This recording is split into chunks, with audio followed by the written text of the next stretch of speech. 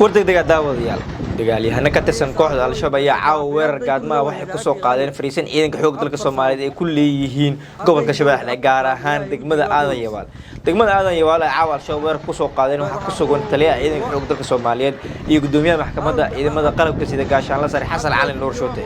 dagaalka ayaa lagu soo waramayaa in ilaa haatan uu socdo halkaas la isku adeegsanayo daryanka hubka culus qaar kamid ah saraakiisha laamaha ammaanka halkaas ku sugan oo la xiriirin ayaa inoo sheegay in dagaalku wali socdo balse ilaa hadda aan la cadeyn karin khasaaraha rasmiga ee dagaalkaas ka dhashay waxaan la rajeynayaa in saacadaha soo socda kooxda al-shabaab ay weerarka ku soo qaado halkaas soo afjiro sidoo kale waxaa jira warar sheegaya in dagaalkan ka dhacay gobolka Shabeelle gaar ahaan degmada Aadan Yabaal ay ku sugnaayeen taliyaha ciidanka xoogga dalka Soomaaliyeed iyo gudoomiyaha maxkamadda ciidamada qalabka sida gaashaan la sare Xasan Cali Nuur Shoote kadib markii labada taliye isku fahmi waayeen in ciidamada guud ahaan laga arooriyay teleefanada kadib markii shaki uu soo kala dhaxgalay labada taliye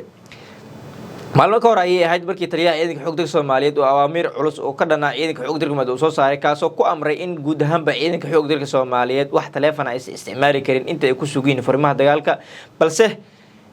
taliyaha sugada sirdoonka Soomaaliya Cabdullaahi Maxamed Cali Sanbaroorshi ayaa dhagaha dhiiga u daray taliyaha ciidanka xoogga Soomaaliyeed kana diiday hadalkaas isagoona ugu dambeyn caawa shirqool xirada ciidanka xoogga dalka Soomaaliyeed ay ku leeyihiin degmada Aadan Yabaal ee aanay al-shabaab ku soo qaadaan maleegay sidoo kale qaar kamid ah saraakiisha ku sugan degmada Aadan Yabaal hadda dagaal ku socda ayaa inoo xaqiijiyay in dagaalkan galabta saansaan dagaal laga dareemayay magaalada kadib markii dagaalyahano ka tirsan kooxda al-shabaab ay isku soo urursanayeen meel u dhow degmada Aadan Yabaal balse ciidanka xoogga dalka Soomaaliyeed ee ku baxeen ayna kala eriyeen kooxihii halkaas isku soo urursanayay balse caawa maqribkii kadib ayay dagaalyahano ka tirsan kooxda al-shabaab halkan soo weerareen waxaana lagu soo waramayaa in ilaa haatan dagaalka uu socdo sidoo kale waxaa lagu soo waramayaa shirqoolkan uu ka dambeeyay taliyaha nabadgelyada Soomaaliya Sanbaroorshi in uu diiday in guud ahaanba ciidanka teleefanada laga arooriyo balse odawa ayaa ku andacooday in ciidanka xoogga dalka Soomaaliyeed isaga ay ka amar qaataan hoggaankoodana isaga uu leeyahay balse dhankiisa taliyaha nabadgelyada Soomaaliya Cabdullaahi Maxamed Cali Sanbaroorshi isagana dhankiisa waxa uu sheegtay in awoodda iyo hoggaanka iyo amarsiinta ciidanka nabadgelyada ee ku sugan qaybo kamid ah gobolka Shabeelle isaga uu leeyahay khilaafkan labada taliye soo kala dhaxgalay ayaa hadda waxa uu marayaa meel xun heer waxay gaartay haatan in xeradii uu ku sugnaa taliyaha ciidanka xoogga dalka Soomaaliyeed iyo gudoomiyaha maxkamadda ciidamada la soo weeraro weerarkan gaadmada ay al-shabaab ku soo qaadeen ayaa loo aaneynaya inuu ka dambeeyay taliyaha nabadgelyada maadaama labada taliye uu soo kala dhaxgalay khilaaf saacadihii u dambeeyay degmada Aadan Yabaal oo hadda dagaal culus oo ku socdo ayaa sidoo kale waxaa lagu soo waramayaa in dagaalkan al-shabaab ay ku soo qaadeen uu ahaa mid dabajibina oo ay rabeen in kooxda al-shabaab ay ku gaadaan fariismaha ciidanka halkaas ay ku leeyihiin balse ciidanka oo mar walba foojigan ayaa ka hortagay weerarkaas waxaana jira khasaare dhimasho dhaawac soo kala gaaray labada dhinac balse warar hordhac oo saraakiisha amniga aan ka helnay sheegayaan in halkaas jab xooggan lagu gaarsiiyay kooxda weerar ku soo qaadeen maadaama ciidanka halkaas degan ay ahay ciidan foojigan markastana diyaar u ahaa inay ka hortagaan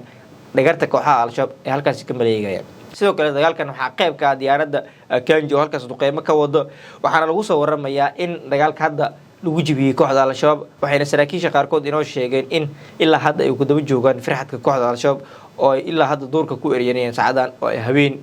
bar ay tahay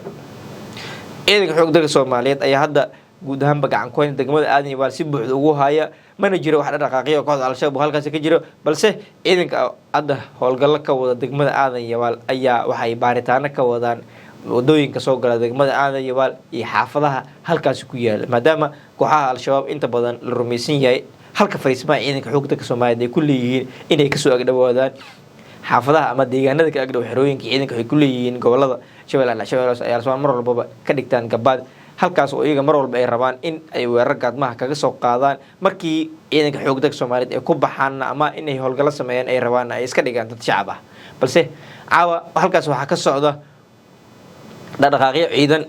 oo ciidanka dawladda halkaas ay ka wadaan waxayna baaritaano caawa ka wadaan guud ahaanba wadooyinka soo gala degmada Aadan Yabaal maadaama degmada Aadan Yabaal ay tahay fariisan ciidanka xoogga Soomaaliyeed halkaas ay kaga duulaan tagaan kooxaha al-shabaab waxaana ku sugan gudoomiyaha maxkamadda sare ee ciidamada qalabka sida gaashaan la sare Xasan Cali Nuur Shoote iyo taliyaha ciidanka xoogga dalka Soomaaliyeed waa in ammaanka si aad loo adkeeyaa lana xoojiyaa foojignaanta maadaama halkaas ay ku sugan yihiin taliyaha ciidanka xoogga dalka Soomaaliyeed iyo gudoomiyaha maxkamadda ciidamada qalabka sida aad iyo aad maastada intaan la soo gaarto waxaan ka codsanayaa inaad subscribe channelka like-na siin jirigelisid